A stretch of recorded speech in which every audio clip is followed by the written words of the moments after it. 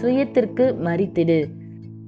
கிறிஸ்துவினுடையவர்கள் தங்கள் மாம்சத்தையும் அதன் ஆசை இச்சைகளையும் சிலுவையில் அறைந்திருக்கிறார்கள்.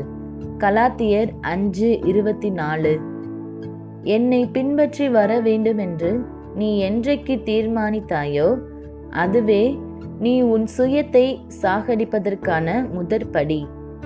ஒருவன் என் பின்னே வர விரும்பினால் அவன் தன்னைத்தான் வெறுத்து தன் சிலுவையை எடுத்துக்கொண்டு என்னை பின்பற்ற கடவன் என்ற என் பிரதான எதிர்பார்ப்பை நீ நிறைவேற்றுவதற்கு உன்னை அர்ப்பணித்திருக்கிறாய். என்னுடையவர்கள் தங்கள் மாம்சத்தையும் அதன் ஆசை இச்சைகளையும் சிலுவையில் அறைந்திருக்கிறார்கள். நீ என்னிலே பிழைத்திருந்தால் எனக்கேற்றபடி நடக்கவும் வேண்டும். என் பிரசன்னத்தில் பழகியவர்களுக்கு சுயத்திற்கு மரிப்பது கடினமாயிருக்காது. கமாலியேலின் பாதத்திலிருந்து கற்றவனும் தன்னை பாவிகளில் பிரதான பாவி என்று தாழ்த்த முடியும்.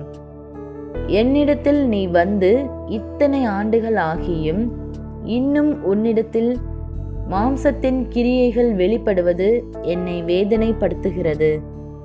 சிறிய பாவம் என்று நீ நினைப்பது என் பார்வையில் பெரிதாயிருக்கிறது. உன் ஆவி ஆத்துமா சரீரத்தில் பரிசுத்தம் காணப்பட வேண்டும். ஜெபம். பரிசுத்த பிதாவே, நான் என்னுடைய சுயத்திற்கு மரித்து ஆவியில் பிழைத்திருக்க கிருபை தாரும்.